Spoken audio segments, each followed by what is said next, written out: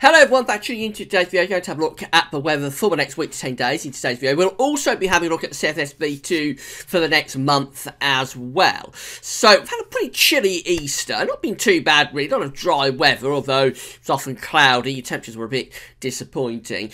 We're going into the working week now, of course, and, well, the sunshine's returned, but it's still quite chilly.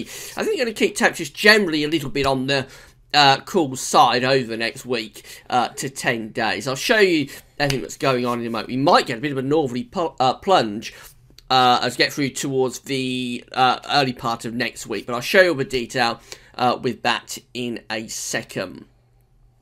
Of course, we wrapped up the competition on Easter Sunday, so I've got to say congratulations to Trevor Purcell, who won the night fishing moon phase clock. That clock will be on its way to Trevor very shortly. And big thank you to metcheck.co.uk for donating that prize to Gazovids, and they'll be sending the clock to Trevor very, very shortly. Look out for more competitions. We may have one coming up towards the end of the year, sometime around or just before Christmas. So that'll be quite exciting if we can get that together. So look out for more competitions over the next few months. Right, we'll get on with the video then, and just starting off with Central England temperature. So we are currently standing at 9.6 degrees, an anomaly nearly 2.5 degrees above average. So despite that, it's been quite cool over Easter. We're still running significantly warmer than average. That's provisional up to the 17th. I'd expect that to continue to only very gradually tick down over the next few days, but I think it will continue to move downwards over the next few days because temperatures look like they're going to be staying a little bit on the low side. These are the GFS and ECMWF 500 mil high to anomaly flow charts. We've got the ECMWF here on the top. The GFS, have a look at that in a moment, is on the bottom. 500 millibars, 80,000 feet is an area in the atmosphere at high pressure and low pressure being moved around by a jet stream running above. Blue extrapolates to low pressure. Orange, red, brighter colours to high pressure. So we see that we've got an area of above average heights out to the west and northwest of the British Isles, with below average heights centering to our east, and this is for a week to 10 days time. So this takes us to around the final week of April. What that does, it places on the cold side of a jet stream. We're doing something like that with the jet, and we're probably entrenching really quite cold air into this trough. So that's a northerly there that we're seeing with the ECMWF for next week. Proper northerly shot would be cold, maybe night frost, probably even a little bit of snow up in the north. Now, the GFS is very similar, but not quite as extreme as that. We've still got this deep trough to our east and northeast.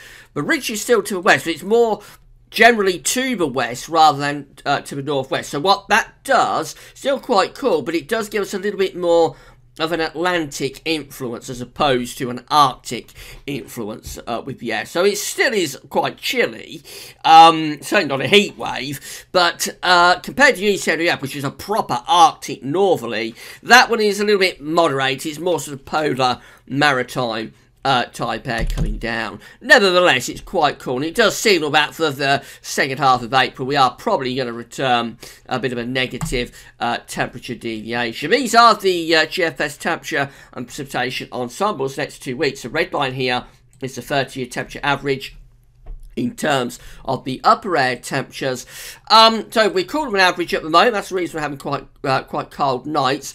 Going to go closer to average later in the week, but essentially it's average to cooler than average really over the next few weeks, certainly to the 1st of May, which is just there. There's nothing particularly exciting going on with the temperatures at all.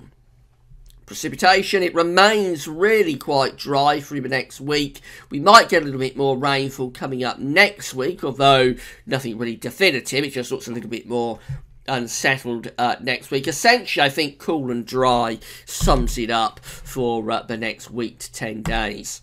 Temperature anomalies are looking like this, still very significantly cold on average, not just the UK, but most parts of Europe. Actually, the British Isles and Ireland are only coming out around a degree or so cooler than average, but many parts of Europe come out significantly colder than that, with anomalies of 4, 6, 8 degrees below average. It's only really down across Spain and Portugal where we've got anything approaching above average, with the temperatures really quite a cold week of it coming up from the 18th to the 26th of April across the continent. Precipitation, same old story. It remains dry out in the west, so the UK, Ireland, France down into Spain and Portugal. The west of Europe comes out quite significantly drier than average with those anomalies for next week. Further east across Europe, it looks much more unsettled. So again, cool and dry, summing it up for next week to the British Isles.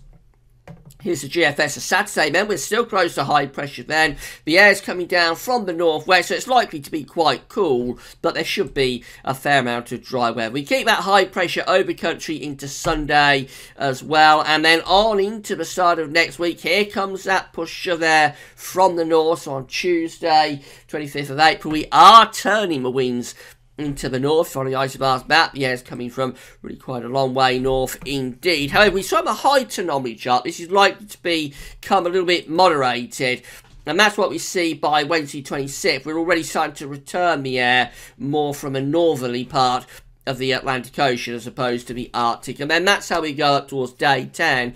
Day 10 itself is Friday 28th of April, when yes, we are bringing down still quite cool air from the northern Atlantic, but it's not Arctic based air. So we do get a little bit of a northerly shot early next week with the GFS, but quite quickly that is cut off and we revert to more of a polar maritime type air mass, whereas the ECMWF is significantly more Arctic based. So this is how we look on Saturday, with high pressure just to the west of us, bringing down quite a chilly northwesterly flow. High pressure is still there on Sunday, and then early next week, that's when we get that northerly shot. But this time the high pressure is going further north. It's going up towards Greenland, which the GFS doesn't really do. So there's that northerly coming down on Tuesday 25th.